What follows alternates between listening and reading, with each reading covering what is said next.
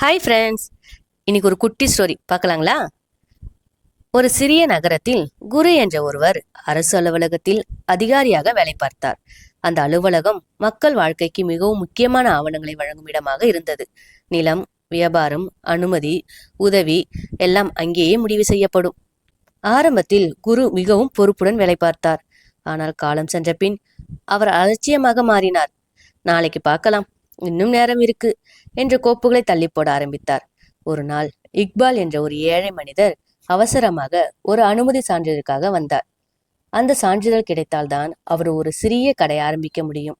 அதுவே அவரது குடும்பத்தின் ஒரே நம்பிக்கை. அவர் பலமுறை குருவை சந்தித்தார். சார், தயவு செய்து இந்த சீக்கிரம் இதை செய்து தாருங்கள், என் குடும்பம் இதை நம்பிதான் இருக்கிறது என்று கேட்டார். ஆனால் குரு அதை கவனிக்கவில்லை.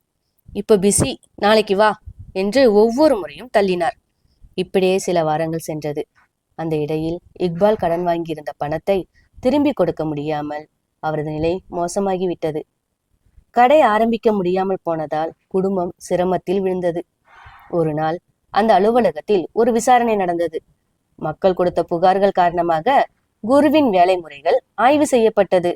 அப்போதான் அவர் அலட்சியத்தால் எத்தனை பேரின் வாழ்க்கை பாதிக்கப்பட்டது தெரிய வந்தது. இக்பாலின் கதையும் அங்கே வெளிச்சத்திற்கு வந்தது. அதை கேட்ட குரு மனதில் மிகுந்த வருத்தம் அடைந்தார். ஒரு கையெழுத்து போட்டிருந்தால் ஒரு குடும்பம் இப்படி கஷ்டப்பட வேண்டியிருக்காது என்று உணர்ந்தார். அந்த நாளிலிருந்து அவர் முற்றிலும் மாறினார். ஒவ்வொரு கோப்பையும் உடனே கவனித்து மக்கள் பிரச்சனையை தனது பொறுப்பாக எடுத்துக்கொண்டார். ஃப்ரெண்ட்ஸ், அதிகாரம் என்பது ஒரு சுகம் அல்ல, அது ஒரு பொறுப்பு. அலட்சியம் என்பது ஒரு சிறிய தவறு போல தோன்றலாம், ஆனால் அது மற்றவர்களின் வாழ்க்கையில் பெரிய தாக்கத்தை ஏற்படுத்தும். இறைவன் கொடுத்த பொறுப்பை நியாயமாகவும் நேர்மையாகவும் நிறைவேற்ற வேண்டும். என்ன ஃப்ரெண்ட்ஸ், உண்மைதானே? இது போன்ற தகவல்களை பெற குருலட்சுமி சேனலை சப்ஸ்கிரைப் பண்ணுங்க.